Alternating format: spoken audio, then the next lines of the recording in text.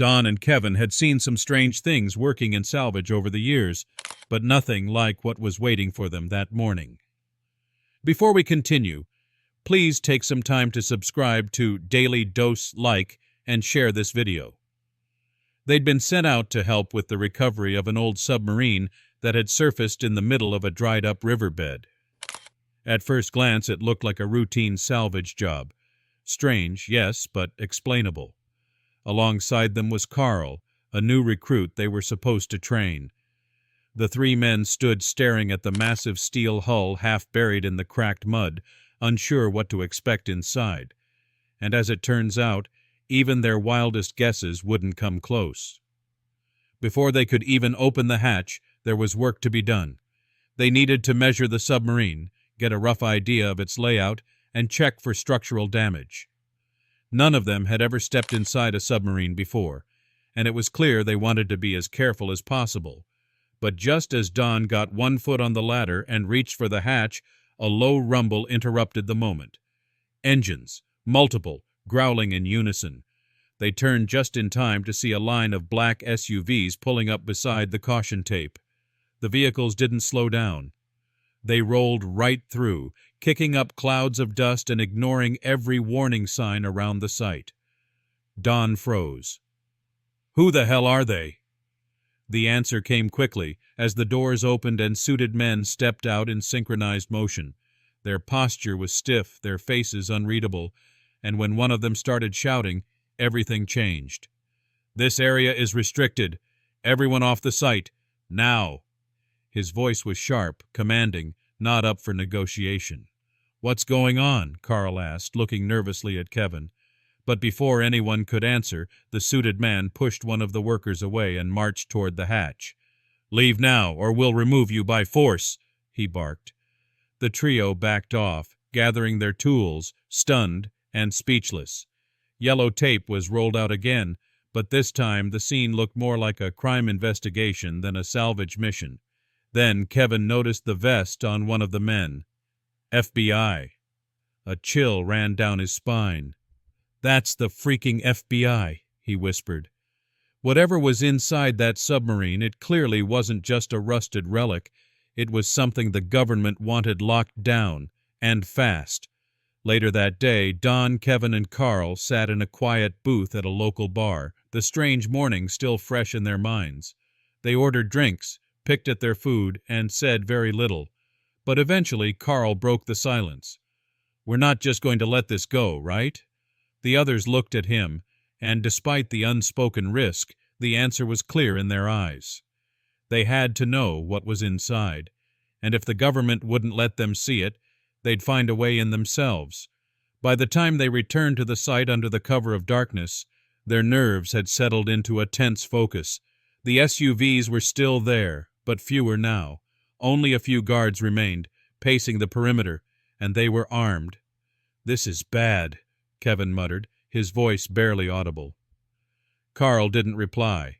He scanned the area, eyeing a row of parked cars nearby. "When you hear the alarm, move fast," he whispered, then slipped into the shadows. Don and Kevin crouched low, waiting. A moment later, a car alarm erupted into the silence, its shrill wail echoing across the dry riverbed. The guards turned, rushing to investigate. Don and Kevin sprinted for the submarine. They scrambled up the side and climbed down through the open hatch, adrenaline surging through their bodies. "Where's Carl?" Kevin panted.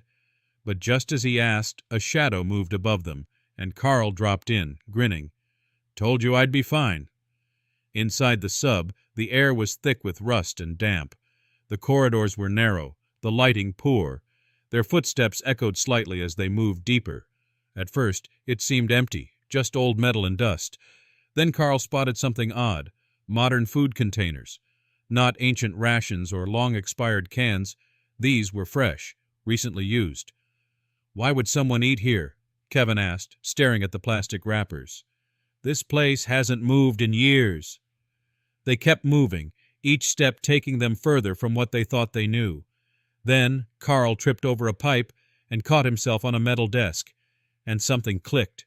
Literally. A hidden panel slid open beside him. The trio stared in disbelief. Behind the concealed door was a narrow hallway that led to a pristine, spotless room. It was like stepping into the future. Polished floors, clean white walls, and in the center, a radio, still humming with static. Kevin reached for the dial and turned it slowly. A voice broke through the fuzz. "The perimeter is secure, boss. No one in or out. Civilians are clueless." They froze. "That's the guy from earlier," Carl whispered. "The one who shoved that worker and told us to leave. What was he doing broadcasting from this submarine?" Before they could say more, Carl spotted another door. It was heavy, harder to open, but with Kevin's help, they got it loose. The room behind it was a command center, wall-to-wall monitors, surveillance equipment, and live feeds of multiple locations. A city street, the inside of a home, even the dock outside where they had entered. "What the hell is this place?" Don breathed. They took photos, video, anything they could get.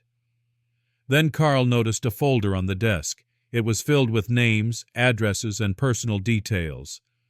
"These are targets," Carl said grimly. "Surveillance targets." That's when the alarm went off.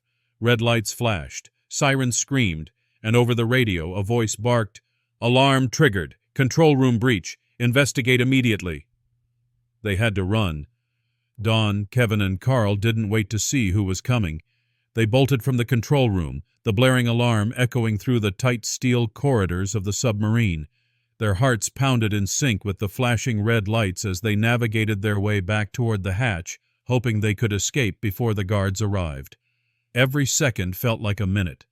They slipped past rusty pipes and dim passageways, retracing their steps through the submarine's maze-like layout. As they neared the first compartment, the one closest to the hatch, Carl whispered, "We're almost there!" Climbing the ladder was the final challenge. Don went first, followed by Kevin, while Carl held onto the radio and the stolen folder. Just as Carl reached the top, they heard voices echoing below. "We're in! Search every room!" They scrambled across the dock, slipping into the shadows and ducking behind nearby equipment. The night air hit their faces like a bucket of ice. But they didn't stop. They ran straight to their car and peeled off into the darkness, not speaking until they were miles away. Back at their company's office, they sat in stunned silence. Kevin opened the folder and flipped through the names again. Dozens of people. Monitored, tracked, labeled. But why? That's when Carl finally spoke. "I haven't been totally honest with you."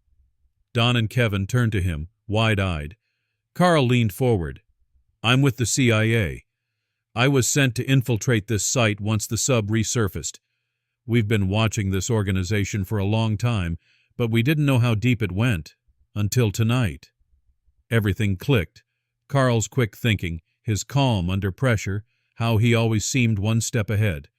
It all made sense now. Carl picked up his phone and made a call. Minutes later, real FBI agents swarmed the area. Together they raided the submarine, seized the evidence, and arrested the imposters. What followed was a massive takedown. The control room systems gave the agency everything they needed: surveillance records, target lists, and communication logs. The entire criminal network unraveled.